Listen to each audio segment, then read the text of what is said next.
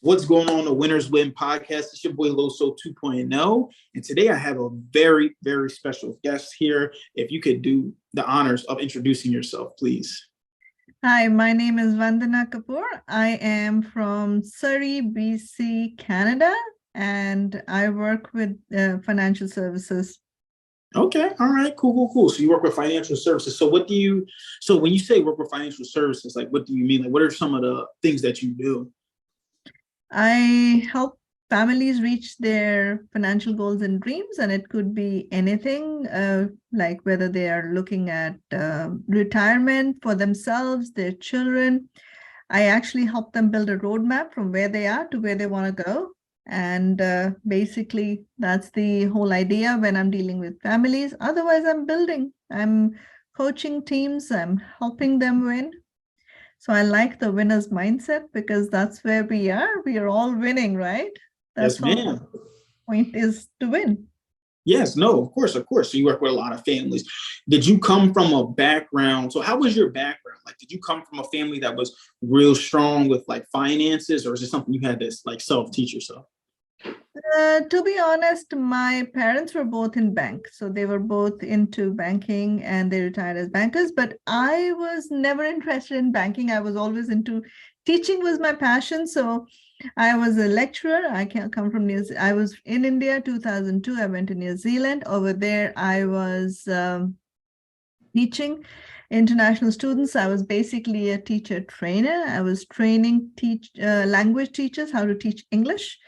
So, and then I got into business teaching. I was teaching strategic management, HR, OB, things like that. And then finally, in 2013, when I came to Canada, by that time, actually, my marriage had broken in New Zealand. So I came with two young girls. I mean, they were 2 and 6 at that time. I was pregnant with my third baby.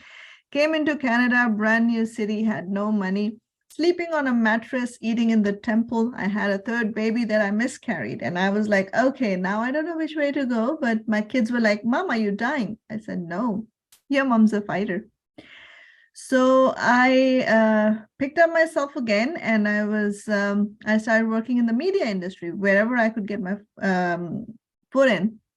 So I was hosting radio shows, TV shows, advertising, conducting all kinds of shows where we were getting people from India, Pakistan, other places to come and do shows in Canada. And I would get sponsors, including sponsorship for movies and stuff. So whatever we could do. And my girls were growing up in a daycare. So I was like, I had only got these two kids now.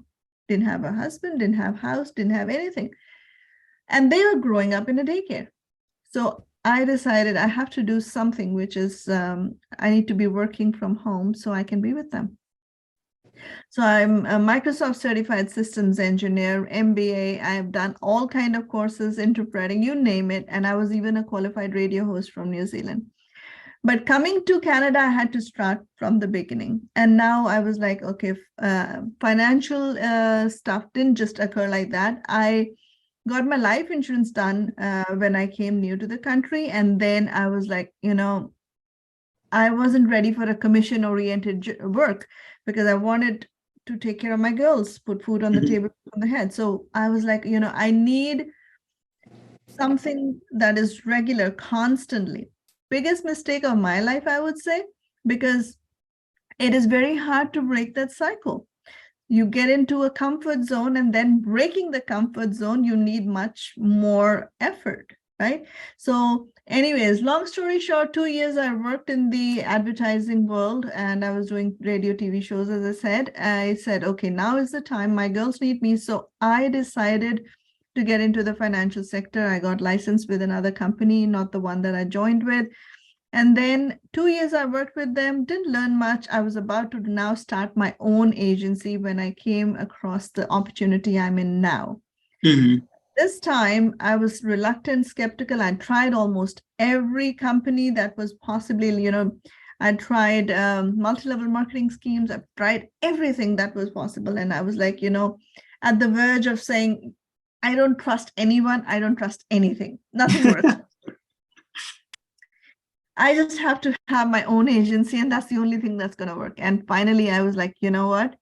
I'm a fighter and I'm not going to give up. So I'm going to make this work. And my coach in this company said, give me 90 days. If you make it, you'll be a success story for many others to come. And if you don't, you can always go back to whatever you decided to do. And I was like, that makes sense.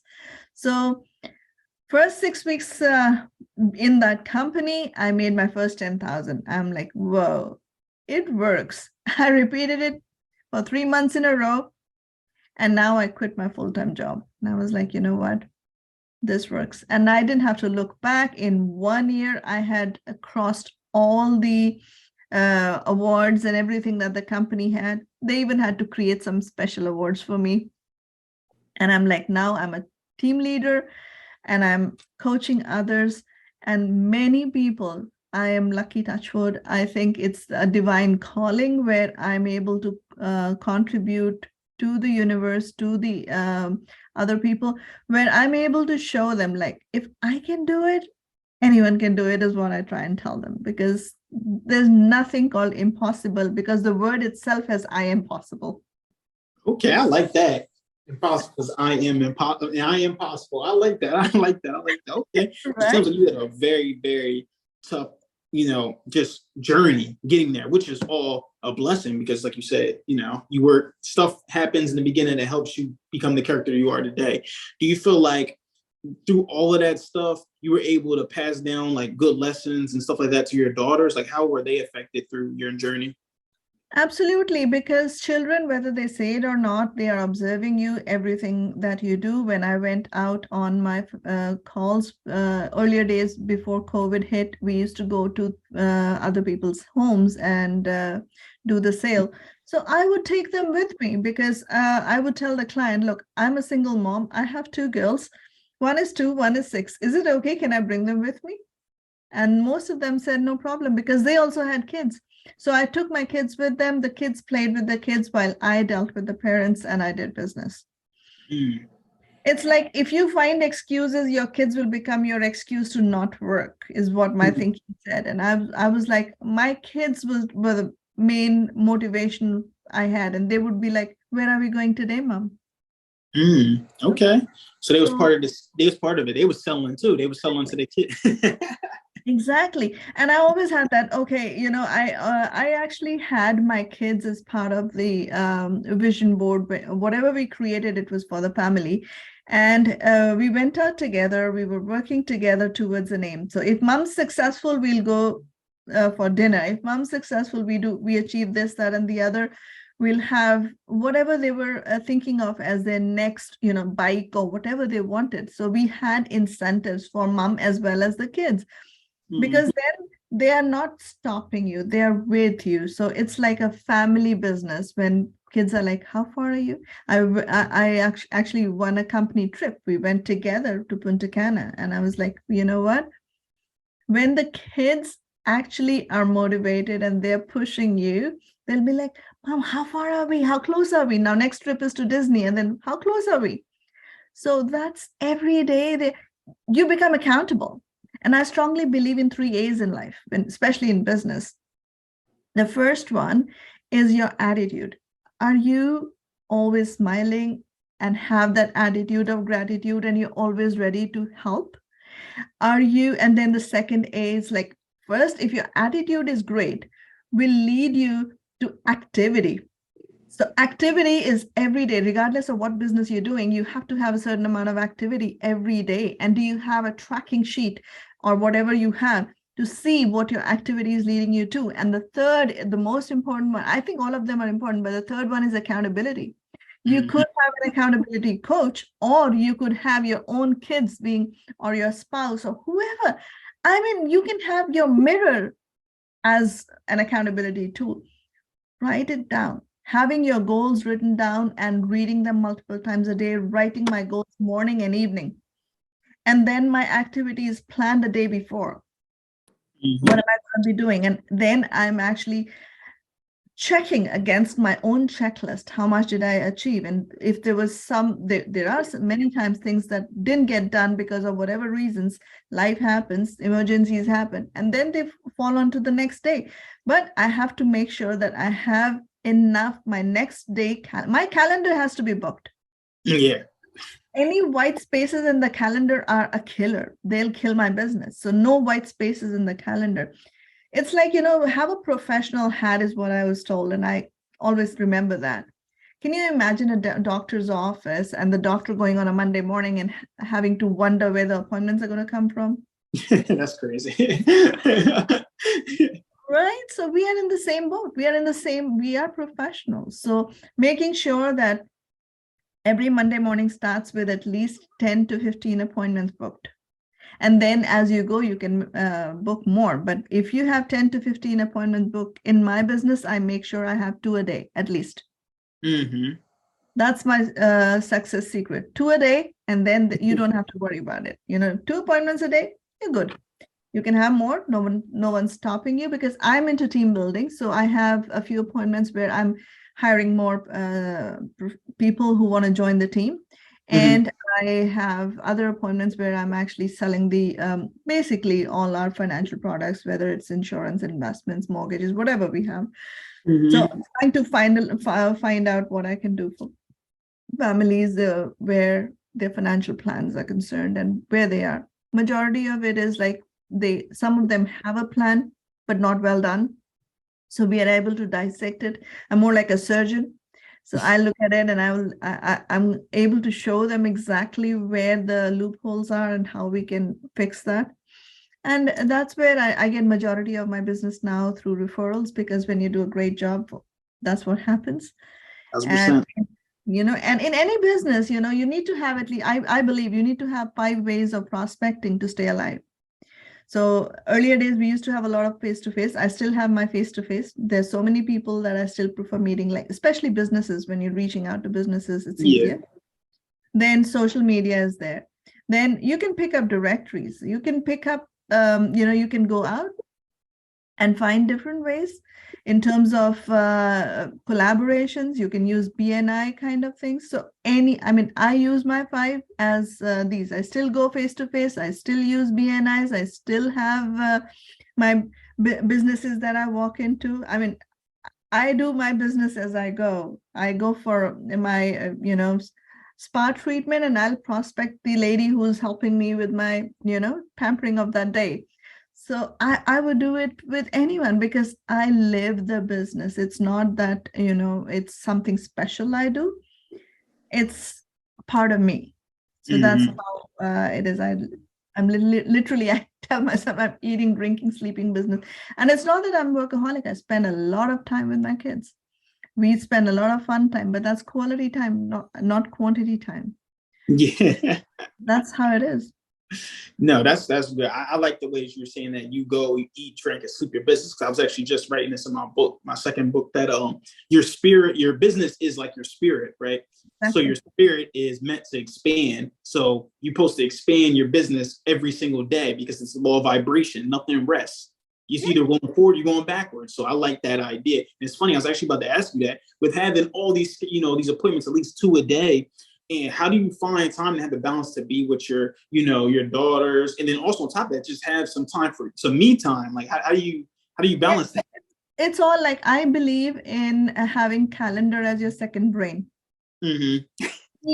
Regardless, whatever happens, even my breaks, my time with my kids, my time with me, it's all on my schedule. I do not have to think. I just go by my calendar, whatever is happening. My kids also have a link to my calendar. They know if we have to, book mom for a special thing, they go into my calendar and they book me. I love that. It is there. And I have certain time that we have already pre-booked. This is my time with you guys. They know it. This is the time that I have to be, taking care of me.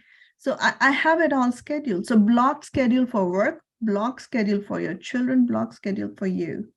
If you have to think too much about what am I going to do next, you're letting, you're overworking your brain. And these days we have electronic calendars that even give you pop-up reminders. Come on. It's so easy, life has become a lot easier now. And it is time management, to be honest. A lot of it is to do with time management. And where does your passion lie? What is your why? If your why doesn't make you cry, you're not having a good, strong why. Why are you living? Why are you doing what you're doing? Regardless, are you in a job? Are you in a business? Doesn't matter what you're doing. How strong is your reason for doing what you're doing? And it has to be so strong that your heart and soul is involved. It should make you cry. And that's when you're going to be 100% devoted to it. It's just like, I'm not a very religious person, but I'm very spiritual. And it is, I've been through all those religions to know that, there's endless books and scriptures you can read, but there is one thing that I found.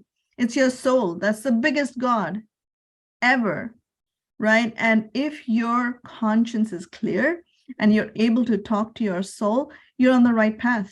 It's the art of living, right? And whether it's personal life or it's business, as long as you're able to give it all you got, whatever you're doing, do it 100%. Nothing less is going to do the job. So that's what I strongly believe in. And my kids know it. I'm their role model. And they know that mom's a fighter. We all have to be fighters, regardless of what happens in life. Life will happen. Things will happen. And it's just, are you going to give in to the excuses, or are you going to make every effort to fight it? I like that. No, I definitely like that. So it seems like you have a pretty strong mindset of everything. Now, I do want to ask you this, right? So Russell Brunson says, you can tell the personality of a person by their bookshelf. So let me ask you this. What is your favorite book, and what is the biggest lesson that you learned from it? I like the 12-week year, and I do it over and over. And the best part is, whatever I'm going to do it in 12 weeks, into 12 months, I try and squeeze it in 12 weeks, and I repeat the cycle. I have to put the effort as well. So it's not just having a goal. It's like, I believe, I read, and Grant Cardone is my favorite author as well. So, it's 10x everything. Yeah. So when I'm 10xing my goals, I'm also 10xing my activity towards it. So talking about SMART goals and stuff no longer applies to me, because it's no more, I'm not actually looking at the achievable part as, okay, can I really do it in my comfort zone? Let's say if I can achieve 10,000 a month, I would like to say, in this month, I have to achieve 100K. If I can achieve 100K in this month, I have to achieve 1 million. Now, what do I need to do? 100K versus 1 million. So how about I put that activity together? What will it take, and work backwards? So definitely Grant Cardone has a huge impact on my work ethics. And I'm a maniac when it comes down to work, and I'm a very fun-loving mom when it comes down to kids. And I just enjoy myself with my friends too. So it's not just work alone. Yeah. Right. And then another book which really impacted me a lot is Atomic Habits. Oh, yeah, I got that. Yeah, it is. Right. So if you have it is so powerful. If you are constantly upskilling yourself, you're constantly working on your habits, things that you need to change, because you need to first identify what is wrong. Where can you make an effort? And if, let's say, for example, you're into smoking or drinking or whatever habit you want to leave, it's all habit. How do you replace it with something that's going to be more powerful? Every activity of my day, I look at it, which activities are income producing activities. And if I do not have any income producing activities, I do a forensic analysis of my day. Every day. And then I know exactly, am I on track with my 12-week year? If not, then I need to tweak it the next day. Like in strategic management, I used to teach this whole cycle. There's something wrong which is not working, which tells you you're not on track with your goals. You haven't reached your $1 million goal, for example. Now, what is missing? You identify the missing gap, and now you work towards, okay, what is it that I need to do? have a plan. Now you execute the plan. Now, when you're implementing your plan, you find out, are you really on track? If not, tweak it again and then evaluate. Did that plan work? If you have evaluated and you've seen that you're on track, great. If not, fix it. And then the cycle continues. Constant personal development, professional development is very important. Consistently reading, regardless of what business you're in. Think and Grow Rich kind of books will always help you. You know, it is all about what makes you feel empowered, right? So if you're empowered, you'll empower others. That's how I feel. And I don't only have to worry about me. I have two young girls, would-be entrepreneurs, looking at me right in my house. And I have a team, which is again like my children. So they look at me, and you cannot show hurt. You cannot show, you might have areas when you're feeling, you know, I just can't handle it today. And you know what? It's okay. We're human. But now you need to recharge, reset, figure out a way, bounce back. You cannot, like when you're calling, and if you're getting rejection, how much will you take? After second call, third call, or fourth call, will you start saying, okay, you know what, it's not a good day? No, after 70 calls, minimum 70 calls. And I can guarantee you it will not be all no's. And if after 10 no's, you're feeling there's something wrong, check with your coach, whoever's mentoring you. There's something wrong in your saying, record yourself, listen to it all the time. And if I tell my team as well, if you think there is all the time there's a divine force always monitoring you, always watching you, have a connection, do your best. And when you're learning from other people, be a learner all your life. That has been my secret. I'm always learning. And when I'm learning, I'm applying that learning. It's not just listening, application of what you learn, taking notes, applying them to your business, to your personal life, and then fixing as you go. We all are learners. We are all evolving. Constant evolution of your heart, mind, and soul. And I should be on your goal all the time. You should be remembering what is it that you came here for? Why are you doing it? Again, your why is very important. Yeah, no, that's definitely true. This gratitude, stuff like that. You can't go to where you're going until you remember where you came from. I definitely agree with that. So, you know, entrepreneur has those ups and downs, and then of course, just life in general. So what are some habits that you do in order to get yourself back up when you're feeling down? Especially when I feel down or anything's not working, it could be health, it could be anything. I just, at that time, I know, it's like everybody has a sixth sense. I know this is not a good time. I'll go and I'll give a hug to my girls. Right? So it really works. And if they're not around, I'll listen to something spiritual, which really uplifts me. And if nothing else, I love to dance. I'll play music, I'll dance my heart out to a song, and then I'll get back to whatever. You know, if I'm making a call, one call didn't go well, second didn't go well, I said, okay, you know what? I just need to maybe go give a hug to my daughter. Come back. And most of the times I don't do that after first, second call. I'll keep going till the 9th or the 10th call. And usually I'll get a few yeses by then. And if that doesn't happen, and I think, no, you know what? My mood is not there. I'm not mentally there. I need to fix my mood. I'll get a mirror. It's a big technique and it works. Listen to Eric Worre. If you haven't done that, get a mirror. See, would you like to buy from you? Have a smile. You know, try and have that attitude. Would you buy from you? Would you hire you? Have an employer hat and an employee hat.